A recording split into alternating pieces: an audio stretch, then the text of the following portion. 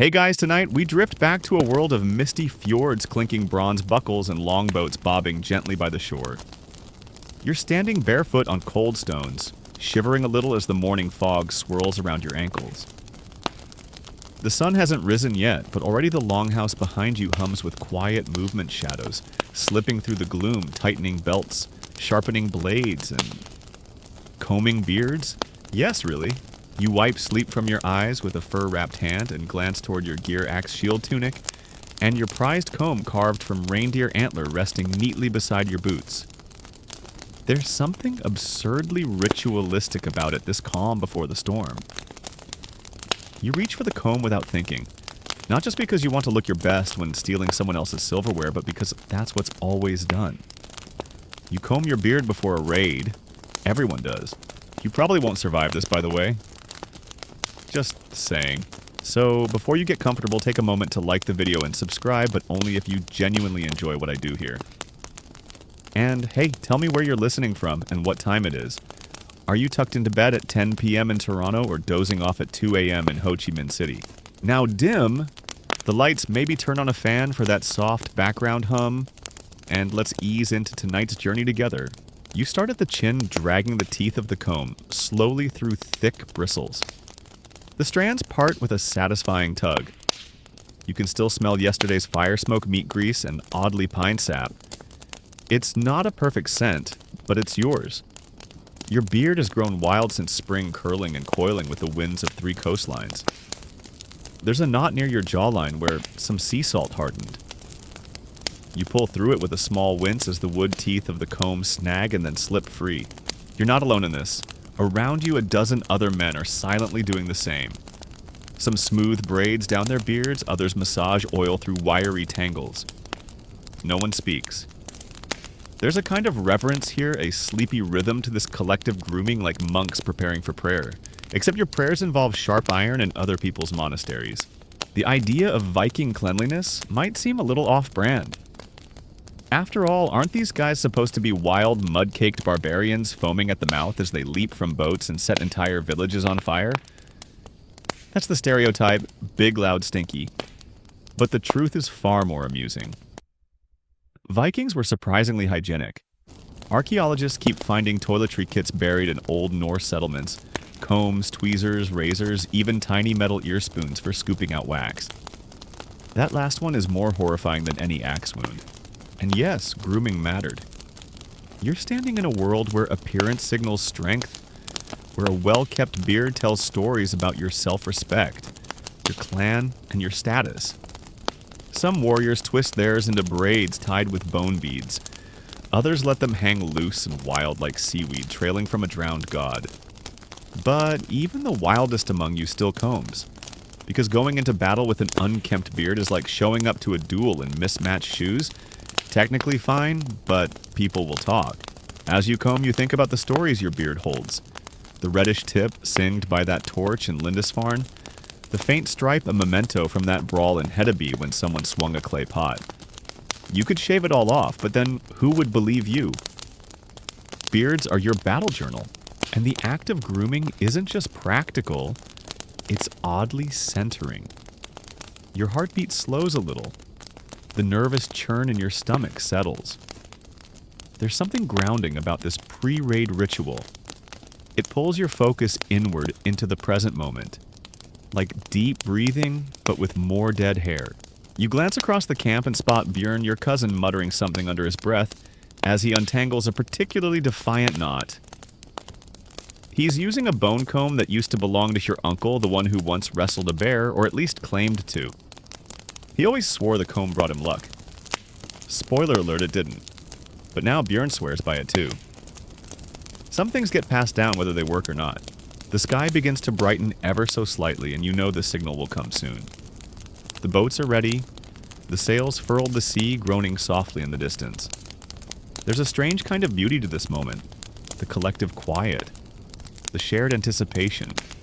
The absurd image of 30 hardened warriors combing their beards like they're backstage at a runway show. And sure, it's tempting to laugh, but you don't, because you know what comes next. The silence will shatter. The wind will whip up. Oars will dip and rise. And your comb will go back into your pouch, tucked neatly beside your flint and whetstone, ready for the next raid. Or the next breakfast, whichever comes first. Historians still argue whether this ritual grooming was purely aesthetic or had deeper spiritual weight. Some think it was all about intimidation, looking sharp literally to scare your enemies senseless. Others point to Norse sagas and their endless mentions of fine beards as proof of personal pride. And some fringe theorists bless their tinfoil hats suggest it was a kind of magic, clean, beard-clear fate. Either way you feel better. Lighter, more like yourself. Ready. You run the comb one last time through your beard, catching the edge of a grin in the reflection of your axe blade. The air smells of seawater and pine and wet wool. Your boots creak as you step toward the boats. The sea calls. The beard is perfect. And somewhere deep in your bones you know this might be the last time you comb it. You're standing at the edge of the longship now, beard combed, boots cinched tight, and heart doing its best impression of a war drum. But there's no rush. You've still got a moment before launch, just enough time to glance around, and notice everyone else is also positively radiant. Like a grumpy bridal party before the big axe-throwing ceremony. There's Torvald the Berserker with muscles carved out of oak, and even he is fiddling with his beard oil. Well, technically, it's seal fat mixed with pine ash and something that might be crushed herbs or the remnants of last night's stew. He rubs it through the wiry strands like he's preparing for a royal portrait, not a violent home invasion. And then there's young Sigmund, barely old enough to hoist a shield, nervously patting his wispy chin fluff, like it might grow an extra inch before the first battle horn sounds. Beards, it turns out, are not just a style choice. They're a full-time commitment. You tug gently at your own, remembering the exact moment your father first handed you your own comb. You were maybe 12, fresh off your first herring catch when he dropped it into your palm, like it was a sacred relic. "Take care of this," he said, "and it'll take care of you." Which sounded ridiculous at the time. It was a piece of carved antler, not a guardian spirit. But now, comb in hand and wine brushing your cheeks, it doesn't feel so silly. Because grooming, especially beard grooming, was a cultural pillar in Viking life. Your beard wasn't just facial hair, it was personality. It was age, status, mood, and geography. Men from certain regions were known for wild, unbound styles. Others were precise, braided, beaded, perfumed, even when rare herbs or imported oils were available. If you had a patchy chin, you might grow it long and tie it close to disguise the gaps. If you had a magnificent one, well, you made sure it was the first thing anyone saw even before the axe. And combs weren't luxury items. They were everyday essentials. Nearly every Viking grave that included personal belongings has turned up a comb. Some simple, others beautifully etched with knotwork or animal figures. A few even had initials, yes, personalized grooming tools. If you've ever monogrammed a towel or embroidered your name onto a gym bag, congratulations. You and a 10th century raider aren't so different. In fact, Viking combs were so common that archaeologists have had to come up with new filing systems just to keep track of the different styles. Everything from Jellinga style, lots of swirls and animal heads, to simple straight-toothed flatbacks, which sounds like a haircut but is definitely not. Some were carved from antler or bone, others from imported wood precious in its own right in the treeless parts of the north. And unlike your backup toothbrush from the drugstore, these weren't disposable. A good comb might last years, lovingly cleaned, oiled, even passed down through generations like a family sword. Only less stabby. It's hard to imagine, but in some households, grooming tools might be the most valuable personal item owned. Especially when you're traveling light, just what you can carry and what fits in your belt pouch. There, between your flint and maybe a small religious token, lives the comb. It's worn smooth from use, polished from your hands, and probably the only thing you clean more often than your axe. Historians still argue whether this near-universal grooming habit was driven by personal pride, social expectation, or health concerns. After all, lice were real, and beard mats could grow gnarly fast in a humid shiphold. Was it self-respect or self-preservation? You glance at Harold, who is currently using the back edge of his comb to scrape something unspeakable off his chin. In his case, it might be both. And here's something quirky. Some Viking combs were double-sided fine teeth on one edge, wider gaps on the other. The fine side was for lice, the wide for detangling. So yes, your ancestors invented the 2-in-1 detangler and delouser. Somewhere, a Scandinavian ancestor just high-fived themselves in Valhalla's bathroom. There are even tales, half historical, half pub legend, that the best-groomed warriors got first pick of the loot. Imagine standing in a smoldering monastery, gold chalices glinting in the sunlight, and having someone say, "Hold up, let Björn go first." Look at that braid, absolutely immaculate. Jokes aside, it's worth remembering how much your appearance impacted social interactions. Viking society, for all its war-hardened grit, was intensely image-conscious. It wasn't just about strength, it was about showing that you could afford to keep clean, that you valued discipline enough to keep your beard in check. And of course, the occasional flirt didn't hurt. A braided beard told passing traders or curious locals that you were not just some brute. You were a man of culture, a man with a regimen. You remember a feast in Rive not long ago. You'd barely sat down when a merchant woman complimented your ocean wave curls. You blushed. She sold you overpriced furs anyway. Worth it. Not every Viking went the same route. Some were smooth-shaven, a trend picked up from Frankish or Eastern styles. But these were rarities often met with side-eyes and whispers. A clean chin in Viking country, raised eyebrows. Was he a thrall, a monk? A strange foreigner? Or just someone whose beard refused to grow? Still, variations thrived. You'd hear tales of dyed beards, henna from raids further south, charcoal, darkening for intimidation, or chalk dust for a ghostly look. None of these trends lasted long, but they always returned in some form, like the fashion world's ongoing obsession with bell-bottoms. Even in winter, when frozen breath clings to mustaches and beards stiffen like frosted rope men kept combing. It wasn't easy, sometimes dangerous even. Frostbite was real. Ice-cracked skin. But nobody wanted to be remembered in a saga as Ragnar the Ragged. You shift your weight on the boat comb, back in your pouch, now fingers still tingling from the ritual of it. The water laps against the hull.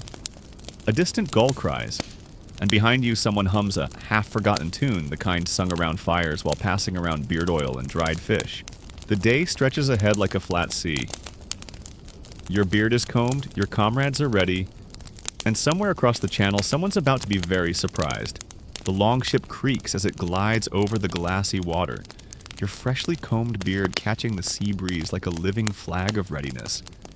You're perched near the prow now, knees bent slightly to absorb the swell eyes scanning the horizon. The land you're heading toward is still a smear of green and brown in the distance, but your mind drifts back to your pouch and that little grooming kit you never leave behind. It's easy to miss that slim bundle of essentials tied with a leather thong and tucked next to your knife.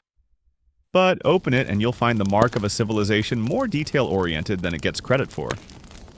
A small comb, of course, but also tweezers because stray hairs don't pluck themselves, and a miniature scraper that could be an ear spoon or maybe a dental pick depending on how brave you are.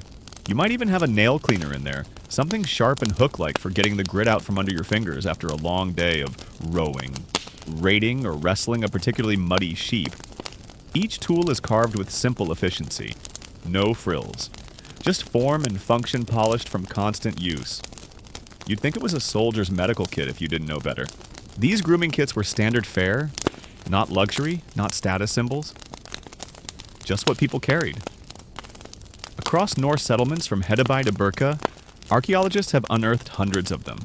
Some buried with warriors, others found in homes.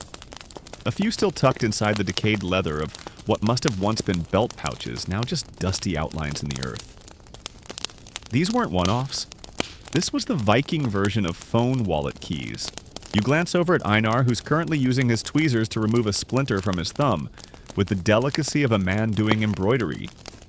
His beard is already flawless, of course, short and squared off like a hedge, trimmed by an obsessive gardener. He's the kind of person who probably polishes his shield daily. You catch his eye.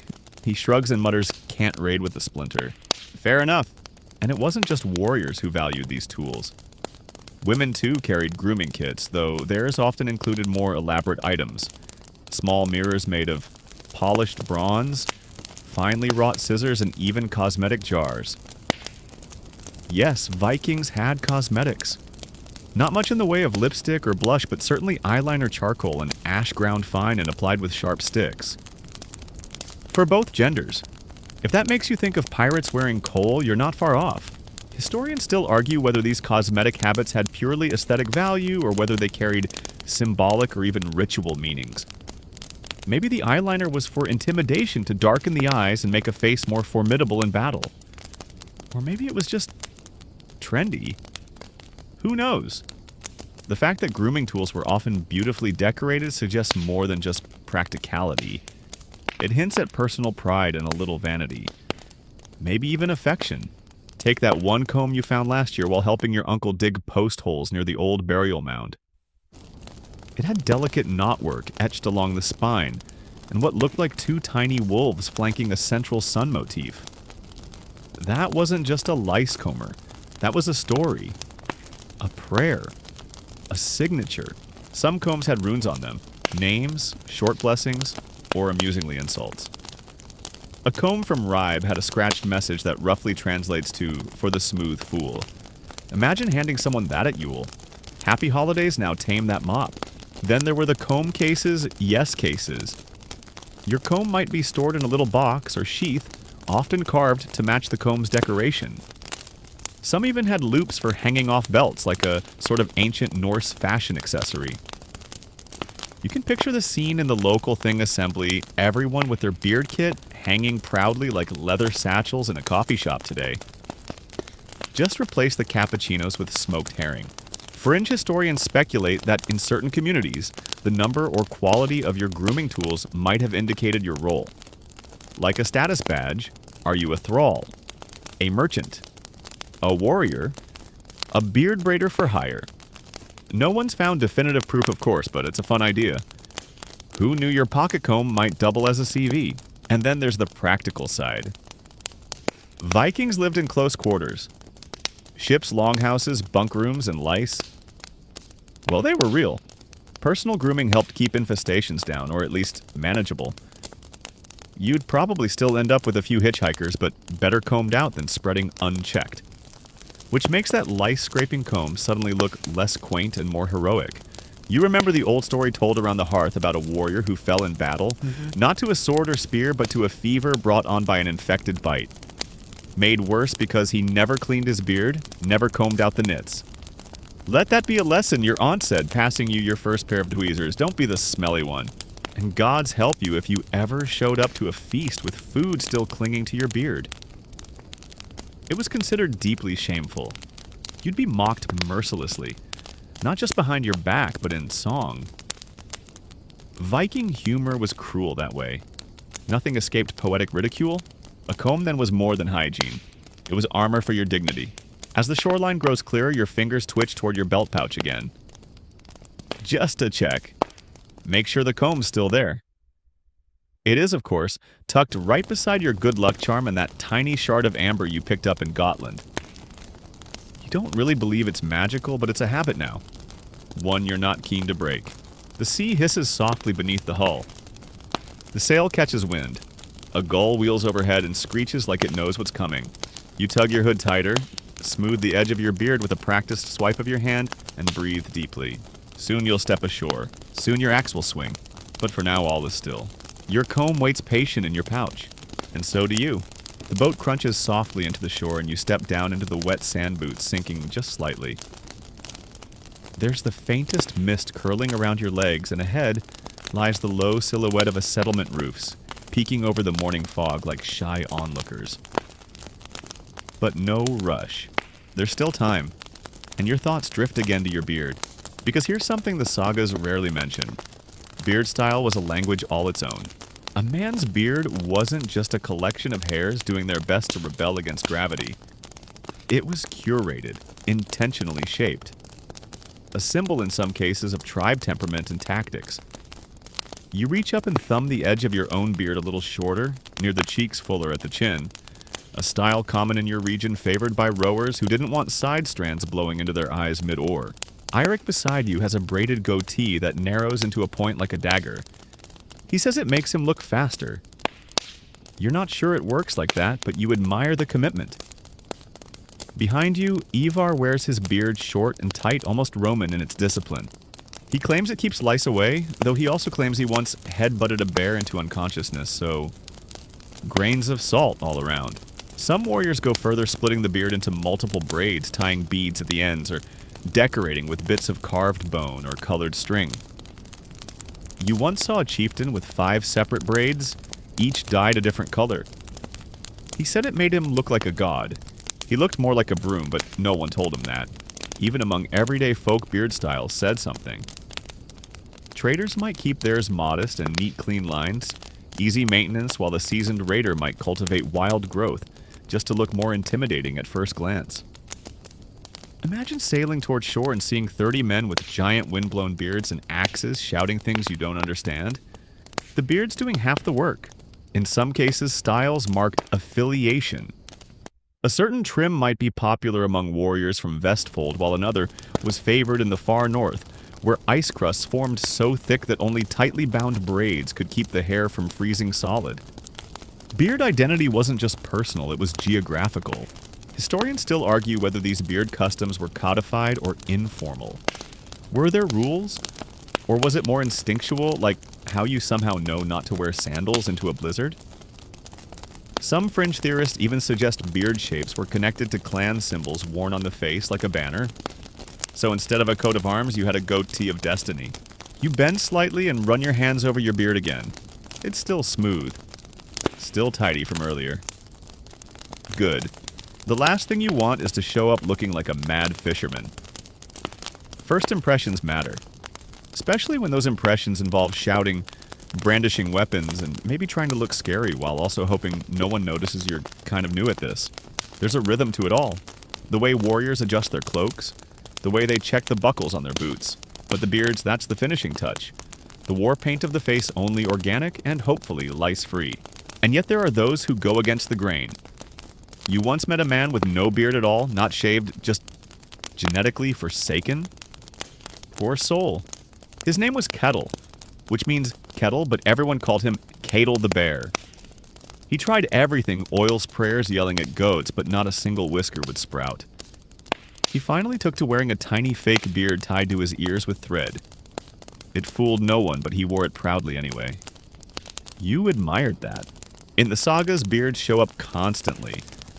Thor's beard, they say, was the color of red iron and sparked when he was angry. Odin's beard was long and silver with streaks of shadow woven in because, of course, even deities get poetic highlights. Even Loki trickster that he was could grow a beard or shave it off at will depending on what scheme he was running. Which raises questions about his skincare routine. And yet here you are. Just a man. Just a beard.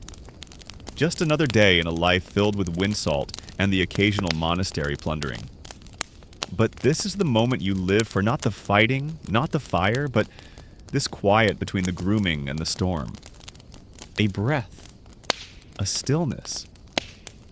You and your well-combed face ready to meet the day. You remember an old joke told around the fire. You can tell a man's courage by the part in his beard. You're not sure what it means, but it always got a laugh. Maybe it's just the idea that even something so small and silly like where the hair splits could become a marker of bravery. Fringe fact. Some researchers believe that beard grooming was considered a part of battle readiness, much like checking your weapon or fitting your helmet. A tidy beard meant a focused mind. A chaotic beard, a chaotic soul. Or possibly just bad weather. As the line of warriors forms along the beach, you spot Björn again. His beard is braided into a tight twist with a little piece of amber hanging from the end. You ask if it's heavy. Only when I'm running, he says, then grins. So never. You laugh and then fall into formation. Ahead the village stirs. A dog barks. A door opens. A figure steps out shielding their eyes from the sun. They haven't seen you yet, not really. Just shapes in the fog. You take one last moment, brush a strand from your cheek, and square your shoulders. Let them see you. Let them see the beard. Let them know who you are. You march forward in formation boots, slapping damp earth, your shield slung tight to your side and that satisfying weight of your comb pouch bumping gently at your hip. It feels a little ridiculous to still be thinking about your beard while preparing to shout battle cries at farmers, but it's part of you, an extension of your presence like your voice, your stride, or your sharp and slightly judgmental stare. Beside you, Torvald adjusted his beard beads with the care of a jeweler handling sapphires. He's chosen a simple pattern today, 2 bronze rings near the chin, evenly spaced, clicking together as he walks. They make a soft rhythm like a ticking clock, counting down to chaos. Beads, braids, and beard jewelry are more than just fashion. They're declarations. Not everyone wears them. You need a certain length, a certain patience, and ideally a beard that doesn't look like a wet squirrel when unbraided. But those who can do. The beads might be made of carved bone, amber metal, or even stolen ivory if you're lucky or morally flexible. Some are engraved with runes. Others are plain but polished smooth from years of wear. You once saw a man with a bead shaped like Mjolnir Thor's hammer, dangling from his beard like a holy pendant. The theory was it protected his chin from arrows. He was unfortunately shot in the leg instead. So maybe the gods appreciate effort, just not aim. And here's where it gets interesting. Some people believe certain beard styles had ritual meaning. Not just, I want to look fierce, but actual religious or magical connotations. The way your beard curled or where you placed your braid might reflect a personal vow or recent dream, or even your standing with the gods. Historians still argue whether braided patterns carried hidden meanings, coded signals to those in the know. Your great-uncle claimed that warriors would tie a single bead into their beard for every man they'd bested in combat. You suspect that's less tradition and more humble brag, especially considering his beard was basically a wind chime. There were other beliefs too. Some warriors refused to cut their beards at all during raiding season, believing it would displease the gods to interrupt a growing beard's battle path. You're not sure if that's a legitimate religious belief or just an excuse to avoid upkeep, but either way it added to the wild Stormcaller aesthetic of the Northern Sea Raiders. Nothing says fear me quite like a man with eyes like thunderclouds and a beard like a wind-swept haystack. And then of course there's that one guy. Every village has one. Yours was named Scarred. His beard. Unbelievable. 5 thick braids, each tied with strips of dyed wool bells, woven in feathers sticking out at odd angles. He claimed every decoration told a story. The red wool for a ship he'd burned the black feather for a raven that whispered his fate the bell because he liked making noise and confusing livestock. Scarred believed his beard gave him visions. He'd braid it a certain way before battle mumble a few words, then stare dramatically at the horizon like he was receiving divine mail. He once said he saw the end of the world in a knot near his chin. Then he tripped over a pig and broke his arm, so interpret as you will. Still, his presence was iconic. You could not notice him, and that's part of the point. Because the beard isn't just personal, it's performative. It tells the world what kind of man you are, or at least what kind you want them to think you are. You could be terrified under all your gear wondering if today's the day someone outswings you. But if your beard is braided just right, your oil smells faintly of spruce and your beads glint in the rising sun. You look ready, you feel ready. You pass a stream now, shallow and shimmering. You catch a flicker of your reflection in the water, your face shadowed by your helmet beard, catching the light. It's not bad. Fierce even. You nod to yourself. Then you remember last season when someone's beard caught fire. It was at a riverside raid. Someone no one remembers who tossed an oil lamp too close to the cook fire. 1 second, everyone's laughing. The next, poor Leif is running in circles, beard, blazing like a festive candle. They managed to put it out with a wine jug, but the smell lingered for days. After that, no one lit fires near Leif again. He now keeps his beard short. Very short. There are practical considerations after all. While a glorious beard might look intimidating, it can also get tangled in helmet straps, snagged in buckles, or soaked through during a rainy landing. Frozen beards, too, are a hazard. You remember that winter voyage across the Baltic when your mustache froze so stiff you couldn't open your mouth properly? You ended up sounding like a drunk walrus. Some warriors used wax to stiffen parts of their beards. Yes, actual styling wax. Usually made from animal fat mixed with ash or herbs, it helped with shape but also with insulation. A neatly waxed beard was less likely to freeze into a brittle mess. You tried it once. The scent lingered for weeks, smelled vaguely of rosemary and panic. The final hill rises before the village and you take a breath. The group slows. There's a quiet shuffle of feet, a slight clink of beads, and someone probably Evar burps. It's almost time.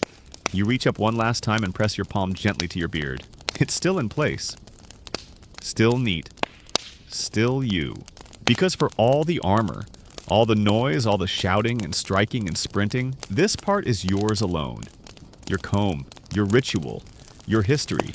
And somewhere deep in your mind, you hope they notice. Not just the blade, not just the beard, but the care behind it. The signal comes in the form of a sharp whistle, barely audible over the morning breeze, but every ear catches it.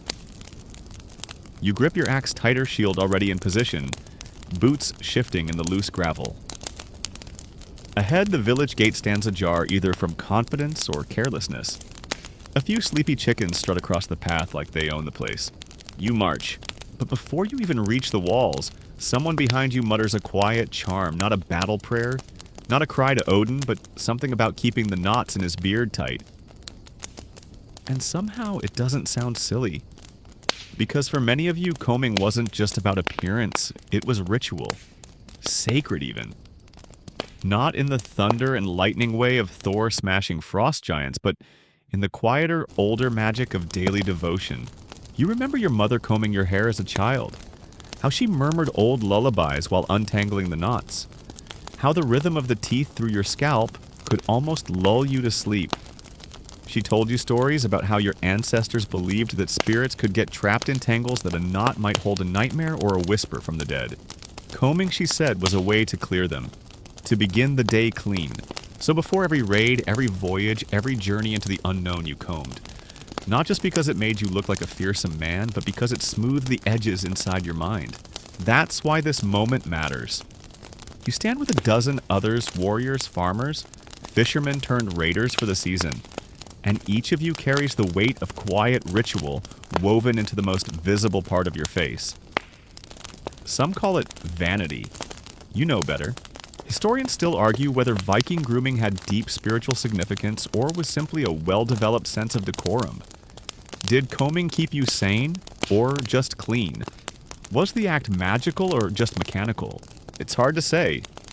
But you remember the stories of berserkers, the warriors who charged into battle in a state of animal fury, frothing at the mouth, barely human. No combs for them. No tidy braids. Just snarls and hair like nests. Some feared them, others pitied them, because they had no calm, no centering, no ritual. You are not them. You breathe steadily as you advance. One step, then another. You imagine the comb back in your belt pouch warm from your hands earlier. It's simple. Smooth. Familiar. Its teeth curved from long use.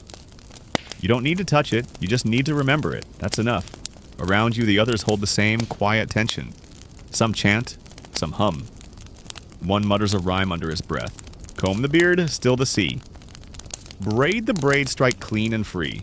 It's not from a saga, it's not even particularly good poetry, but it feels right. You're close now. A dog barks, a door creaks. The village begins to stir. You reach up and touch your beard again habitually. It's smooth. Slightly stiff with a bit of wax. You used spruce ash this morning, crushed into seal fat. Gritty, yes, but the smell reminds you of home. Of the trees outside your longhouse. Of winter nights when your father sat by the hearth, combing his beard with slow, deliberate strokes as if brushing away the day's worry. He told you once that no warrior should ever enter battle with a tangled mind or a tangled face. Start clean, he said. Start steady. That's the difference between fear and fury. So you did, every time. Even the night your brother fell. Even when you raided alone for the first time. Even when the sea nearly swallowed your ship whole. You combed. And now, as the village comes into full view, you can see the people women pulling children indoors, men grabbing whatever weapons they can find. Their expressions shift from confusion to realization. You're not traitors. You're not messengers. You are bearded men with shields moving in silence and rhythm, and they know exactly what that means. And still somewhere deep in your gut, you hope they see the effort. Because even now, even in this charged moment, a part of you hopes that when they look into your eyes and yes, at your beard, they understand this wasn't mindless chaos. It was ritual, preparation, a sacred beginning. Somewhere to the left, a horn blows, a low, mournful note, not yours, theirs. You halt just for a second, and in that breath of stillness, a memory returns. You were maybe 16, barely more than a boy. It was your first proper raid. You stood shaking in a field comb in one hand, helmet clutched in the other. Your uncle walked past beard thick with frost and said, "Whatever happens today, don't lose your comb." You asked why. He said because even if they take your sword, your beard still tells the story. Then he strode off into the fog. You never saw him again. But his comb, you wear it still. Not for luck, not even for memory, but for meaning. You blink the thought away and refocus. The first wave begins. Einar shouts. Björn bellows. You move forward, beard-proud comb tucked safe. And somewhere in the swirl of noise, wood, metal, and heat, your face remains your constant, your center. You're quiet. The raid doesn't last long. They rarely do. The village wasn't built for defense. A scattering of wooden homes, a central well, a modest chapel that's already smoking. You do what you came to do, take what can be taken, break what can't, and move fast enough to avoid reinforcements. Your axe hums with each strike, your shield an extension of your breath. It's not a blur, you remember each motion clearly, but everything feels strangely slowed, like your thoughts are moving just a beat ahead of your body. And through it all, bizarrely, you're aware of your beard. Not consciously, not during the heaviest moments, but it lingers at the edge of your senses. The way a braid tickles your collarbone when you pivot. The tiny pull of a bead catching in your cloak. Even the faint scent of spruce wax wafting into your nose when you exhale through your mouth. It grounds you. Eventually, the resistance fades. Not every raid ends in blood, and this one thankfully seems to lean more toward panic and evacuation than full-scale fighting. The village is nearly deserted within an hour. Some valuables are gathered. Food, tools, a few trinkets. You'll leave before midday, long before the neighboring towns can gather strength. You walk through what remains, stepping carefully over dropped buckets and scattered prayer books. You're not proud of this part, not exactly, but neither do you question it. This is survival. This is what you were taught.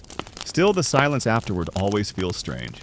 You stand near a well and lean, slightly catching your reflection, again faint and rippling. Your beard is windswept now, a little loosened from the movement, but still intact. The braid holds, the beads glint. A smudge of soot across your left cheek makes the whole look rather dramatic. You smile despite yourself. Nearby, someone is laughing, probably Einar again. He's holding up a silver goblet and a wooden spoon like they're matching trophies. Spoils of war, he shouts, and a few others cheer. Björn is already halfway into a basket of preserved fish. Someone tosses him an onion. You sit down on the edge of a log and finally reach into your belt pouch. The comb is there just as it always is. You draw it out not for function, but for comfort. You hold it like a relic. It's nothing fancy worn antler, a little uneven one missing tooth near the end. But it's yours. You remember when you made it, long ago back in winter. You were bored, your fingers itching for something to shape. The antler was from a deer your cousin shot. You scraped, carved, polished it smooth. Every line of it is a piece of your effort, your patience. You've held it through storms, dropped it in a fjord, and dove after it, even used it once to dig out a splinter when you couldn't find your knife. This thing has more mileage than most horses. Historians still argue whether combs held ceremonial meaning during or after raids. Some believe warriors used them to cleanse themselves of battle, to comb through not just hair, but trauma, fear, or guilt. Others think it was just habit, an instinctive return to normalcy. Fringe theories. There's even one that suggests combs were used in funeral rites, combing the beards of the dead so they'd arrive in Valhalla looking presentable.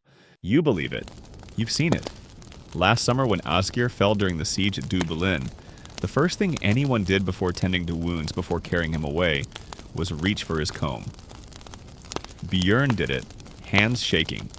He smoothed the braid, tucked the ends, and muttered something you didn't catch. The moment stuck.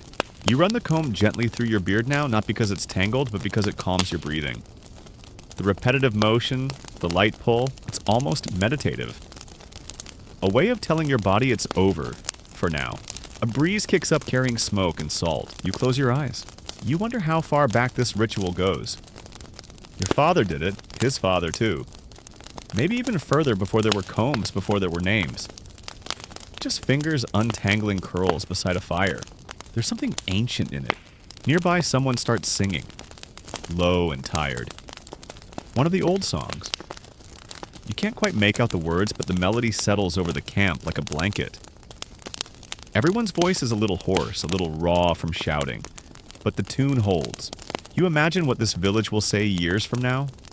That bearded men came from the sea like ghosts, that their faces were wild, their eyes full of flame, that they moved like shadows, that their beards were thick as ropes and glinted with bone and gold.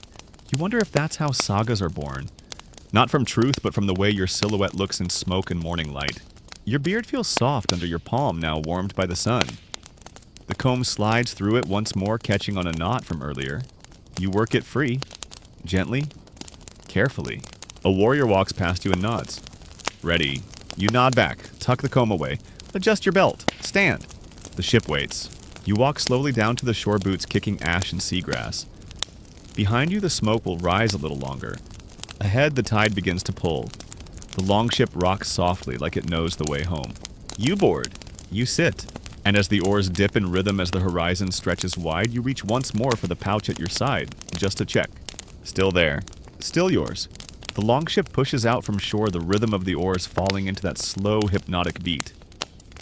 Dip, pull, dip, pull. You sit just aft of center your shield, leaning against your knee, the comb now tucked securely in your pouch like it always is. It hasn't left your side all day, raids flames. Silver ash, still right there, waiting patiently like an old friend. The others settle into quiet again. That's how it always goes. The storm comes, then the silence. You'd think there'd be more shouting, more celebrating, but everyone knows better. There's a reverence to this return voyage. You don't disturb it, you just drift in it. And that's when the beer talk begins. Always does. Quiet at first. Someone starts fussing with a knot. Another swears they've lost a bead. A third complains that the wind made their left braid look like a broken fishing net. You smirk. It's comforting, this post-raid grooming ritual, like a battle debrief but about hair. Björn is already untangling his chin. He keeps glancing at Einar, who has somehow managed to maintain a beard that still looks like it was just styled by the gods themselves. No idea how. You suspect witchcraft. Someone else starts pulling a comb from their belt. Someone else follows. Before long, half the men on the ship are gently tugging through their beards, muttering about snags and admiring the shape of their neighbor's curl pattern. It's the Viking equivalent of a locker room mirror session. And make no mistake, there's pride in it. Combing after a raid isn't about vanity. It's about restoration. About returning to yourself. The comb brings order. It resets something. You sit there, the sea lapping against the hull, and think, this is probably how monks feel after a particularly stressful Vespers. Only with fewer psalms and more noseblood. You run your comb gently through your beard again. It's a calming rhythm, scrape, scrape, smooth. The wind plays with the ends. There's a small salt crust forming in one of the braids. You'll rinse it later.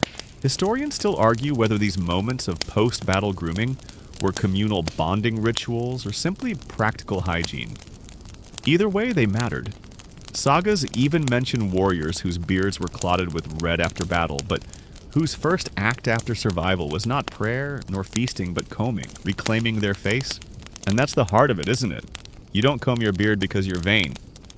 You comb because you remember who you are.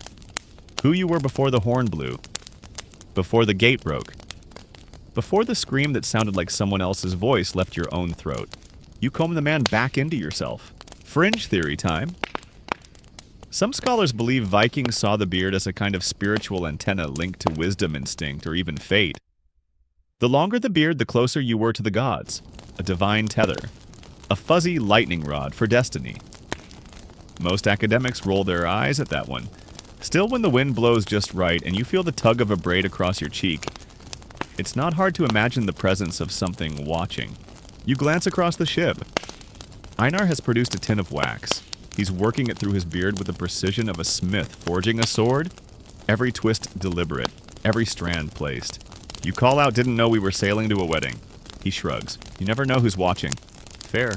You fish out your own little wax ball thumb off a bit and work it into your palms. It smells like pine and tar. You warm it, run your fingers through your beard. The texture changes instantly smoother, heavier, like you've tucked confidence beneath your chin. There's something ceremonial about it all. You remember a story your cousin told about a chieftain who refused to lead his men until his beard was satisfied. They'd sit for hours before battle while he combed, trimmed, even sang to it. Everyone thought he was mad until he won 6 battles in a row. Then they started bringing him special oils from as far as the Volga to keep the streak alive. That beard was eventually buried with him in a special sheath. A beard sheath. You're not saying that's normal, but you're also not saying it's brilliant. And the stories go deeper. Some believe Vikings passed down their combs like swords, family heirlooms, not just for grooming, but for remembrance. A son would inherit his father's comb, and with it his rituals, his stories, his style. If you look closely at yours, you can still see the faint groove near the base, the spot where your father's finger used to press every time he pulled it through. Even after he died, you found yourself holding it the same way. A gull cries overhead. The coastline you left is now just a distant blur. Someone is snoring gently behind you, beard rising and falling like a woolly tide. You close your eyes for a moment. Feel the breeze in your hair, the salt on your lips, and the familiar shape of the comb in your pouch. The boat rocks gently, your hands rest on your knees, fingers still tacky from wax. You're whole again. You're bearded. You're homeward bound. You wake to the familiar creaking of timber and the low groan of men stretching sore backs. The ship is nearing your home fjord now, those jagged cliffs and pine-lined slopes you know better than your own heartbeat. The journey home is always quieter. Raids are loud. Arrivals are louder, but returns. They're hushed, reflective, like the sea itself is exhaling. You stretch your legs, rub your eyes, and run a hand through your beard instinctively, checking for knots, burrs, or the telltale crunch of dried seawater. Still smooth. A little windblown maybe, but nothing a quick comb won't fix. And then you notice that one of your beard beads is missing. You blink. Frown. Feel along the bottom braid. The bronze ring that used to sit just above the tip, gone. Not the end of the world, of course. But it stings. That bead had been with you since the summer you earned your first share of plunder. It was small, dented, and slightly lopsided, but it was yours. You had scratched a rune into it, for Fehu, the rune of wealth, and every time you saw it glinting in your beard, you remembered that first firelit night of success. You mutter something under your breath? Björn hears and glances over. Lose one. You nod. He shrugs. Beard tax. You both chuckle. It's a running joke. Everything costs something, even a good beard. Einar adds, it probably got scared and jumped ship. You smile, but the loss nags at you. Not just because it was valuable, but because of what it marked. A tiny, shining milestone. Historians still argue whether Vikings attached memories or meanings to individual beard ornaments. Some say yes, that each bead marked a raid, a birth, a death, a vow. Others say they were purely decorative. But, you know, the truth lies somewhere in between. After all, we're humans. We attach stories to everything, especially the things we wear. You pull your comb from the pouch slower this time. The missing bead leaves a noticeable gap like a missing tooth in a smile. You run the comb gently through the space, almost as if smoothing the absence itself. It reminds you of another moment. You were maybe 20. One of your cousins had died not in battle but in a shipwreck during a spring crossing. You gathered by the shore to burn his possessions. As the flames took the carved oar and leather boots, someone passed around his beard beads. Tiny tokens cracked and weathered. Each person took one. Not to keep, just to hold, to remember. You think of that now, and the missing bead feels a little less frustrating? Maybe it fell during the fight. Or maybe it's floating somewhere in the fjord, a silent witness to what you did. A marker for something that can't quite be put into words. You pull out your smallest bead, the one with the spiral pattern, and slide it down the braid to fill the space. It doesn't quite fit, but it'll do for now. The beard must be whole. Always. The shoreline comes into clearer view. Children shout from a dock. Dogs bark. Someone waves. You wave back. You know the routine. Once ashore, there will be unloading, sorting, dividing. Leaders will argue. People will cheer. Some will cry. You'll eventually return to your longhouse, your hearth. your family, if they're still in the village. And then when the sun dips below the trees, you'll sit on your stool. Pull out your comb and do what you always do. Start from the bottom. You'll work out the salt, the soot, the oil. You'll retie the braids, re-wax the tips, and most importantly, you'll sit in silence while you do it. That silence is sacred, because grooming isn't just maintenance, it's recovery. It's memory, it's meditation. In a world of axes and blood and burnt roofs, your comb is peace. And your beard, that's the tapestry of your days. You glance around the ship, now others are combing too. Not just the warriors, even the young rowers, even the cook. Each one working through their own knots, their own tangles. No one speaks. No one needs to. Somewhere at the back, a younger lad struggles with a burr stuck high in his cheek hair. He winces and then tries to yank it free. You wince with him. You walk over, offer your comb. He hesitates, then accepts. You guide his hand. Show him how to pull gently at an angle with rhythm. Don't fight it, you say. Feel it. He nods, tries again. The burr comes free. He hands the comb back, but you shake your head. Keep it, you say.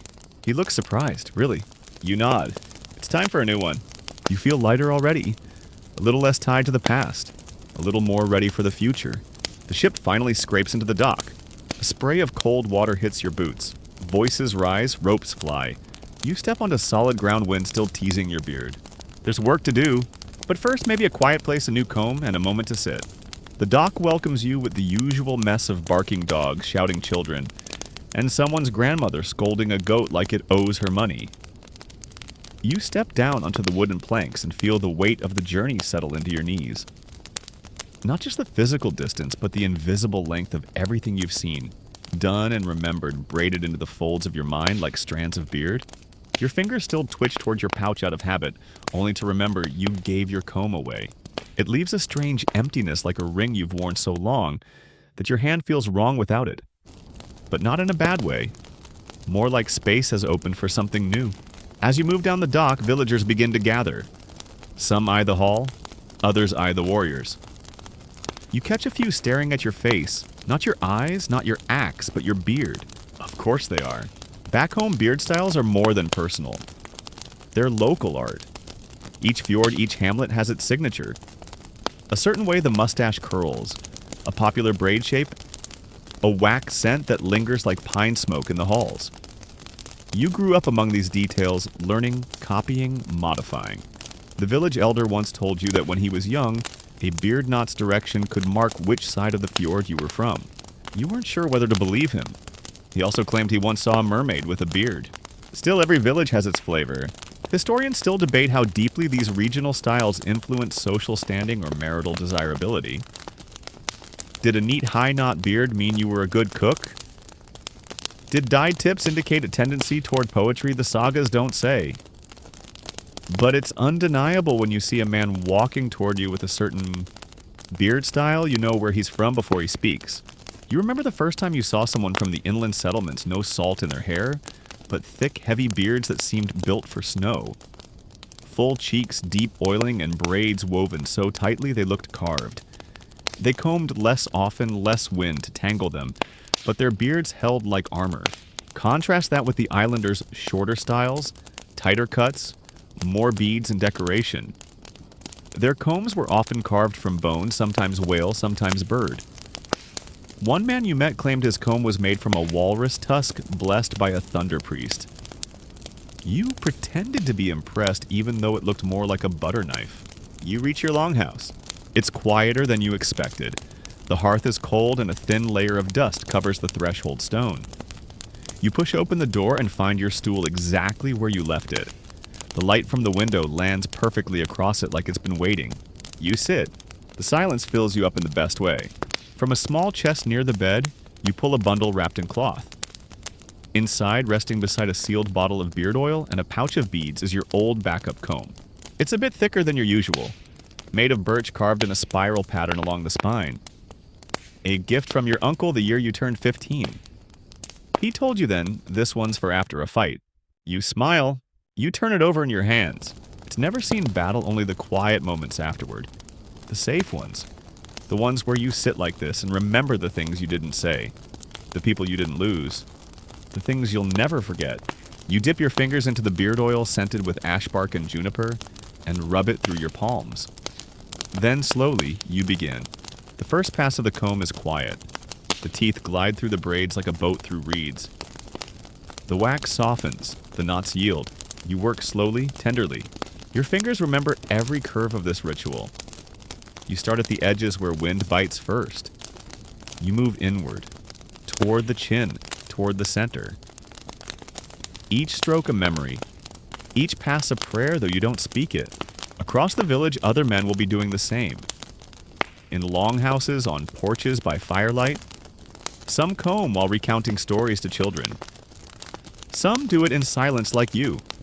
Some don't comb at all, but even they will reach up, rub their beard, and feel for what remains. Fringe belief. Some elders say the beard stores memories. That hair touched by sea air and sunlight becomes a kind of soul twine. That's why they say a man's beard turns white not from age, but from the weight of all he's seen.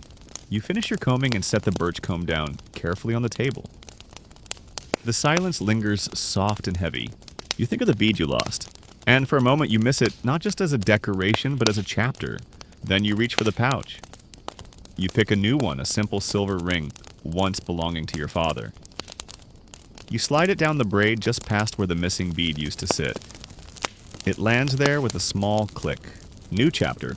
You step outside the sun, warming your cheeks. A boy runs past with a wooden sword. A woman calls out from a nearby hall. Somewhere someone's roasting something that smells almost exactly like burnt onions and regret. It's home. And as you walk into the village square, you do what any returning raider does after a successful journey. You find a seat.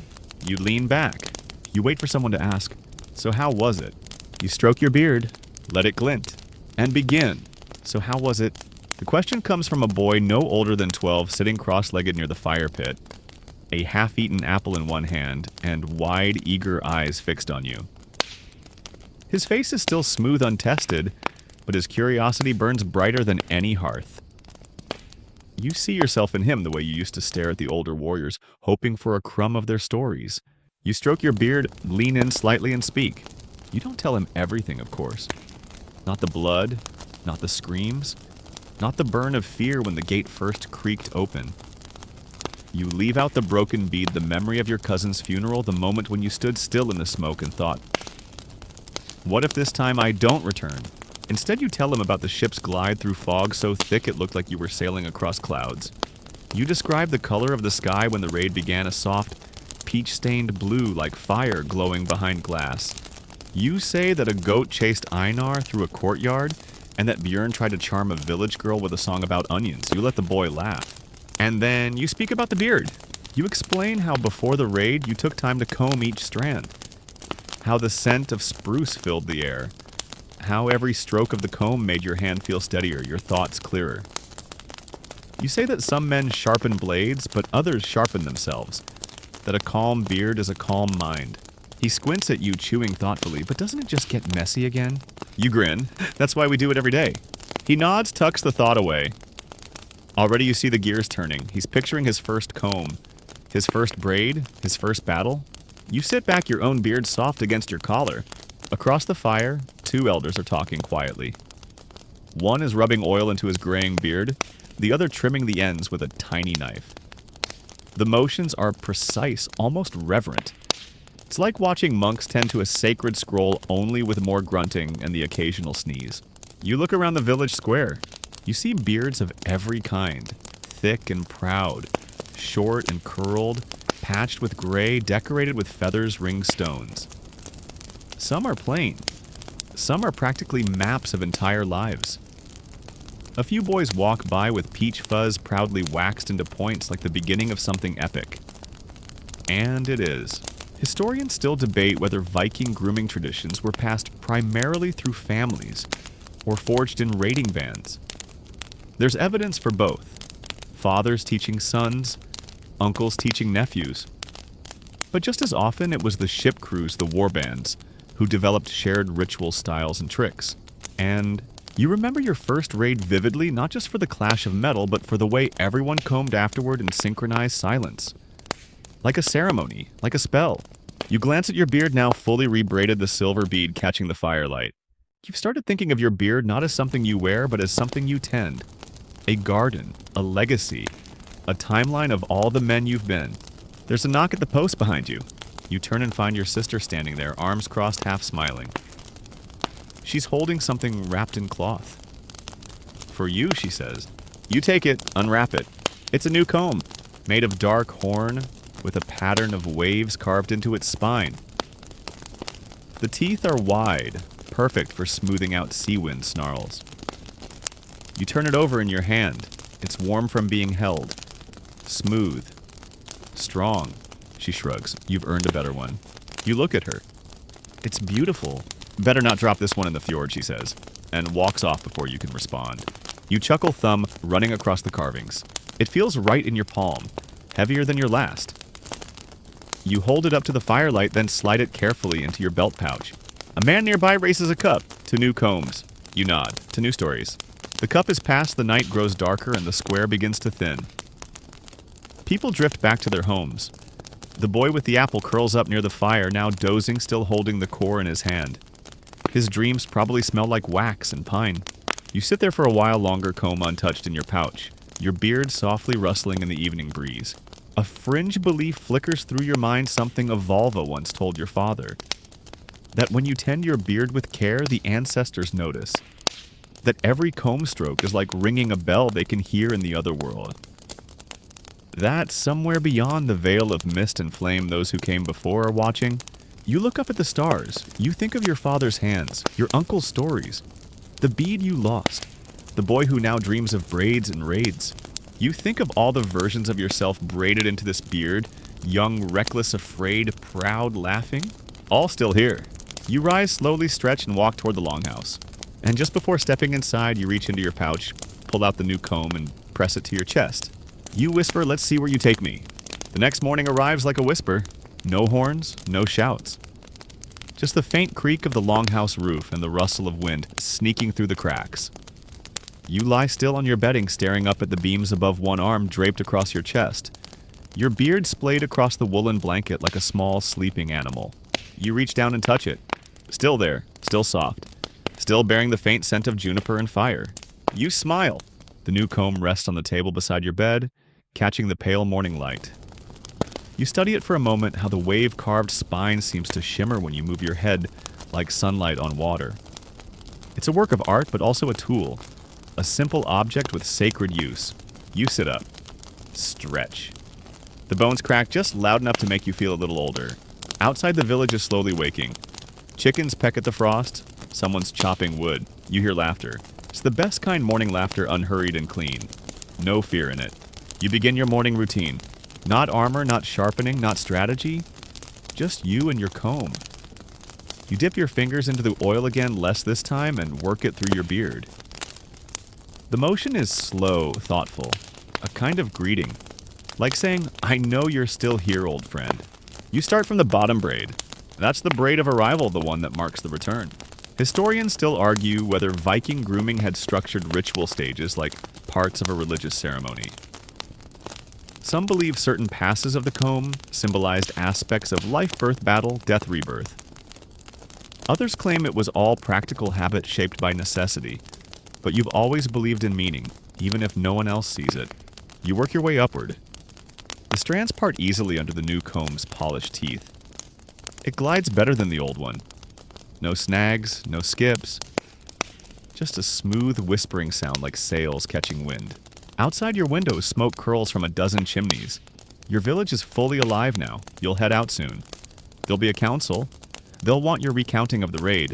Someone will want to argue about spoils. Someone else will want to drink too early, the usual. But right now, this is your time. You think back to the way your beard looked the day you left. Tighter. More rigid. More wax, less softness. It had to be. Battle needs structure.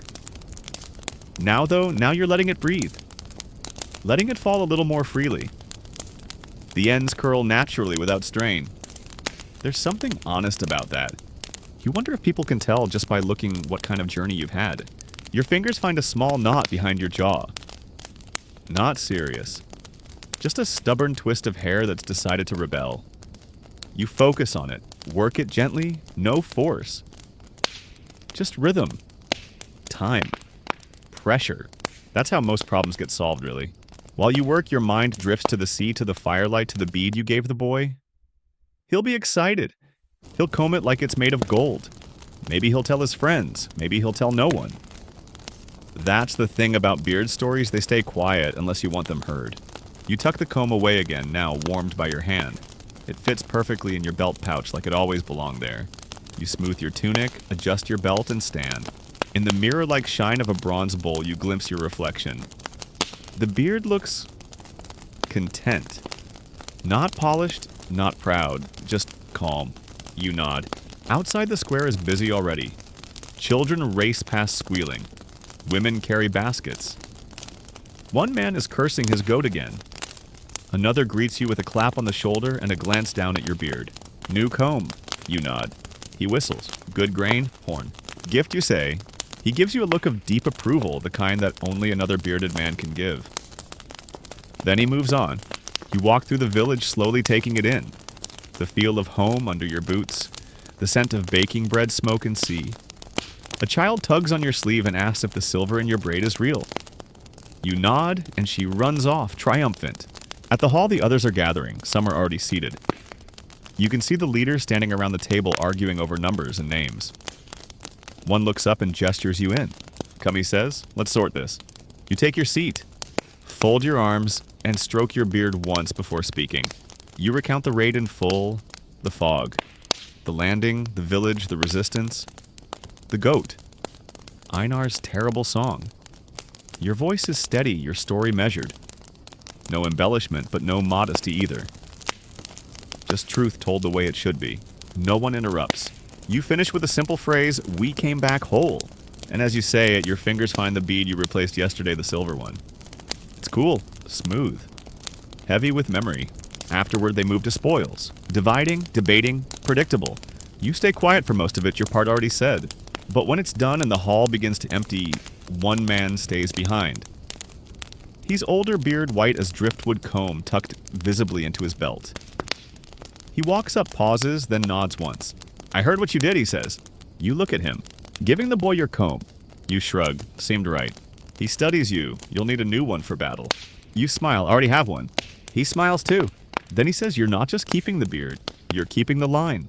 And with that, he leaves. You stand alone in the hall for a while. Sunlight filters through the beams. Dust dances in the light. You reach into your pouch fingers, closing around the new comb's cool spine. And you realize it's not just about looking sharp, or staying clean, or even remembering. It's about connecting to others, to yourself, to the past and the present and the person you're still becoming. The beard grows slowly. The comb helps you shape it, one stroke at a time. The days after a raid pass like lazy clouds drifting, changing shape, but never quite rushing. You fall back into village rhythm almost without thinking. The chopping of wood, the mending of sails, the scraping of winter hides. Nothing glamorous, nothing legendary. But that's what life is, the quiet repetition between the loud chapters. You comb your beard each morning now without hesitation. The new comb fits your hand better with each use, like it's remembering you. Or maybe you're remembering yourself. You've changed, it's subtle, but you feel it. You no longer comb just for routine. You comb with intention, with awareness. Your beard feels different too. Less rigid, less sculpted like armor, more organic. It flows now. Still neat. Still you. But there's softness in the shape. A kind of surrender. One morning while combing on the porch, the boy returns. He's holding the bead you gave him. He walks up, not saying anything at first, just watching the comb move through your beard like a slow tide. Then finally, I dropped it in the mud. You pause. Look down. Sure enough, the bead is dirty but not ruined. The runes still visible. A faint scratch across the surface only makes it look older. He extends it to you. You shake your head. Yours now. But I broke it, he protests. You smile. Then it's really yours. He squints at the comb in your hand. Can I try? You offer it. He doesn't just grab it. He takes it carefully the way a scribe might take up a pen for the first time. You guide his hand, showing him how to start low, how to find the grain, how to feel for resistance without pulling. He nods seriously. His hand trembles a little, but he's learning. Historians still argue whether beards were part of warrior training among the Norse. Did boys learn to braid before they learned to fight? Was combing a rite of passage or just a domestic detail overlooked by the grander myths? No one's sure. But here on your porch, it feels like the beginning of something important. He hands the comb back eyes wide. It makes a sound. You listen. He's right. A soft scraping, almost like the whisper of snow across bark. That's the sound of memory, you tell him. He furrows his brow like he's not sure what that means, but he files it away. He'll remember. Maybe not today. But someday when his own beard is long and full of salt and silence, he'll hear that sound again. And he'll understand. Later that day, you go to the shoreline. It's a habit now walking the beach with your hands behind your back, the wind in your beard, the comb in your pouch. You don't always use it here. Sometimes it's enough to just carry it, to know it's close. Like armor you no longer need but still wear out of respect. You find a rock shaped like a fish. You pocket it, you skip another. Simple pleasures. The sea is flat and gray, reflecting the sky like a tarnished mirror. You remember the last time you left on this tide, how tense you were, how your braid was too tight, how even your thoughts felt combed the wrong way. You're not that man anymore. Not entirely. A fisherman passes you, nods. His beard is patchy but proud, curled tight against his cheeks like a storm anchor. You nod back. It's a small mutual acknowledgement. Bearded men don't need to speak to recognize each other's storms. Back in the village, someone is cooking fish stew. The scent rides the wind into every corner. You follow it like a moth. At the communal fire, people sit on logs and stones, sharing bread soup stories. Some of the men still wear their beards in raid braids. Others have let theirs fall loose. There's no rule. A woman with long gray hair and a voice like crackling paper sits beside you. She eyes your comb when you pull it out and nods. Good comb, she says. You glance at her. Horn. She nods again. Mine's bone. From my mother. Her mother, too. She pulls it from her cloak, a thin, delicate piece with carved stars along the spine. It's almost translucent. You hold your breath. You're afraid to blink. It looks like it would shatter if you so much as exhaled on it. She runs it through her silver hair like she's done it 10,000 times. Maybe more. She catches you watching. Comb long enough, she says, and the wind knows your name. You don't reply. Not because you don't believe her, but because you do. The night comes slowly. You sit at your usual place just outside your home, the fire inside warming the walls. Your comb rests on your thigh, your beard already smooth from earlier, but your hand still hovers near it. Out of habit, out of love. You think again of the boy, of the old woman, of your first comb, of your last raid, of the bead you lost, the one you gave, the one you kept. You realize that your beard isn't just yours anymore. It's made of stories, shared ones. You take the comb in your hand, not to use it, just to hold it, and the sea wind whispers across the square, almost like it knows your name. By the time the first snows arrive, your beard has grown a little longer. The silver bead now rests against your collarbone when you sit. The new comb horn carved with waves is no longer new. Its surface is worn smooth by your hand. The wave pattern faint in places. Familiar in every way. Winter slows the village. Everything becomes quieter, slower, deeper. Children's laughter is muffled by snowbanks. Steps crunch instead of echoing. And the air cold and sharp seems to invite silence rather than conversation. You take to combing by the fire now. Not just because of the cold, but because the sound scrape, scrape, scrape feels amplified in the stillness. You swear the comb is louder in winter, more musical. And the beard, it thickens, changes. The cold stiffens it, and the moisture from snow gives it a wild, wind-swept texture. It's a living thing adjusting to the season. You groom it more often now, not for vanity, but for comfort. A tangled beard in winter is no small misery. Sometimes you watch the younger men and boys around the hearth, how they've started copying your braid patterns, your bead placements, even your way of holding the comb. You see it in the corners of your vision, pretending not to notice. Let them think they're subtle, that's part of the ritual. One of them, tall with an uneven mustache, asks if you'll teach him how to use wax properly. You nod, hand him the jar, guide his fingers. He messes it up, of course, overdoes it, ends up with a stiff curl that looks like a frozen eel stuck to his chin. You say nothing. He'll learn. Historians still debate whether Viking combing traditions were passed by imitation or formal instruction. Did elders teach directly? Or did young men simply watch, absorb, and experiment until they got it right? Both probably. But you've always believed the best learning happens in silence, in sitting nearby, and watching someone stroke their beard beside a fire and wondering what they're thinking. You take your comb now, glide it gently through the left side. There's a tiny knot near the ear. It always forms there in winter. Wind tunnel, maybe. You hum as you work it out. Outside snow continues falling. The village is wrapped in white. Halls glow from within, lit by hearths and oil lamps. Smoke drifts gently upward straight into the night sky. You step outside in your fur cloak, the cold air biting your cheeks instantly.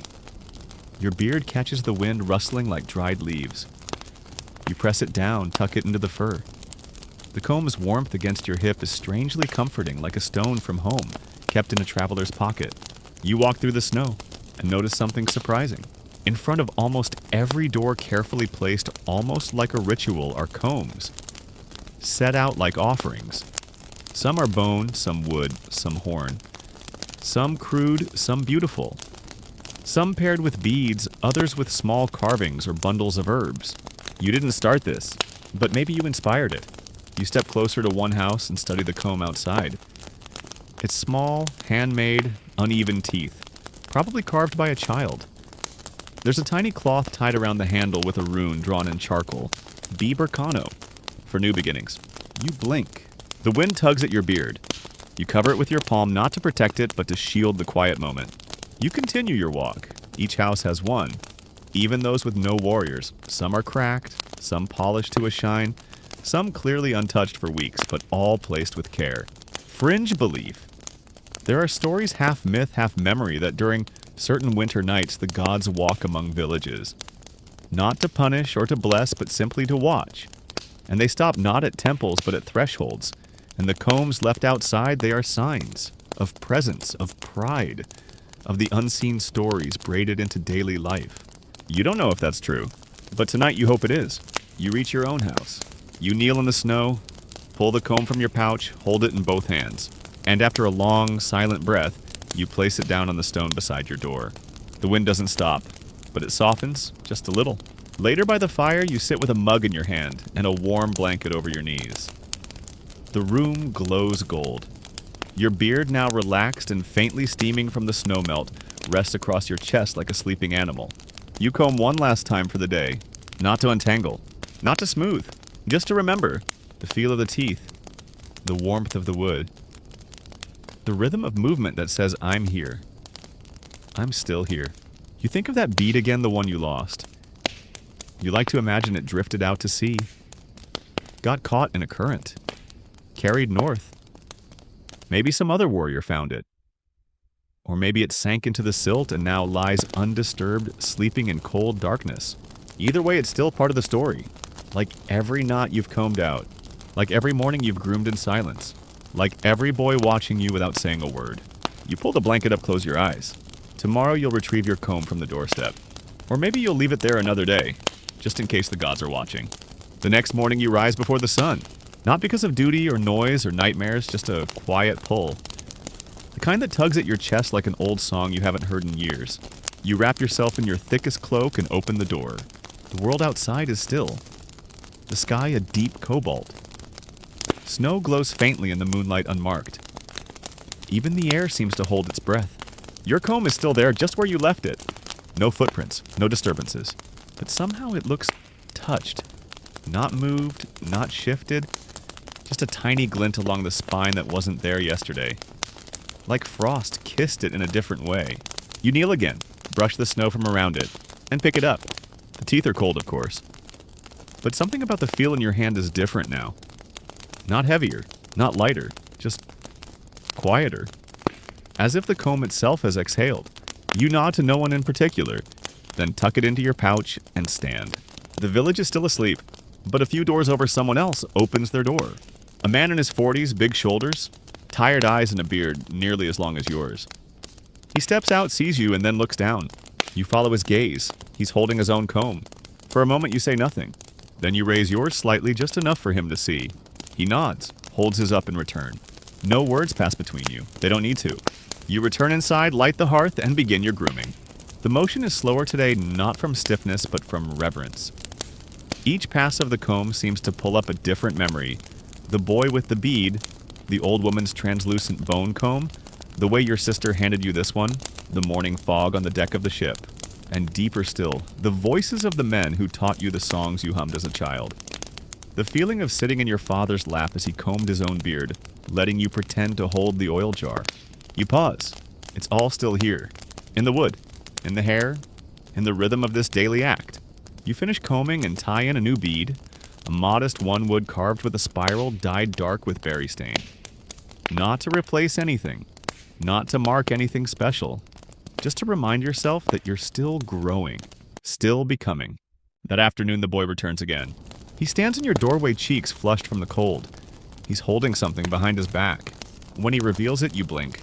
It's a comb, roughly carved with uneven teeth, but clearly made with care. The handle is wrapped in thin leather cord. At the top, a tiny scratch in the shape of a clumsy rune. It's not perfect, but it is beautiful. He hands it to you without a word. You take it in both hands. You don't ask where he made it or how long it took. You just run your fingers over the spine. It's small but solid. It feels like potential, like legacy. You look up and say, "This one's for teaching." He smiles. That night, you sit by the hearth again, the teaching comb beside you. Not to use yet, but to keep. For when the next boy asks, or the next man needs a new start. Or for when your hands are too old to comb your own beard, but not too old to help someone else begin theirs. The beard will gray. The hands will stiffen. The days will shorten. But the ritual will remain. Because when you take up your comb, you take up your history. And your future. The snow continues falling, soft, relentless, silent. You reach for your familiar horn comb, run it through your beard once then again. Not because you must, but because it's the last thing you'll do before bed. A kind of lullaby in motion. Each stroke tells your story and all the stories before yours. All braided together. All kept close. All passed on. And now as the last embers in the hearth begin to dim, your hand rests lightly on your beard, softened by the comb, warmed by the memory. Outside, the snow continues to fall in silent drifts, blanketing the world in hush and softness. Your breath is steady, your thoughts slow. The comb sits nearby, no longer a tool but a companion. It has shaped your days, calmed your nerves, connected you with generations before you and with those still to come. You've passed it to boys eager to grow, nodded to elders who carried their own, and listened to the quiet between strokes that told you you are not alone. The night has settled in now. The wind is gentler, as if exhausted from the stories it's carried. Somewhere, maybe far beyond the fjords, another man lifts his own comb. Maybe he doesn't know why he does it. Maybe he's just chasing a feeling. Or maybe he knows deep down that this is more than grooming. This is remembering. This is becoming. So let your breath fall softer now. Let the rhythm of the comb guide you into rest. The battles are done. The stories have been told. The beard is smooth. The night is long. And you're exactly where you need to be. Wrapped in warmth. Bound by memory. Carried by rhythm. Good night, brave soul. Sleep well.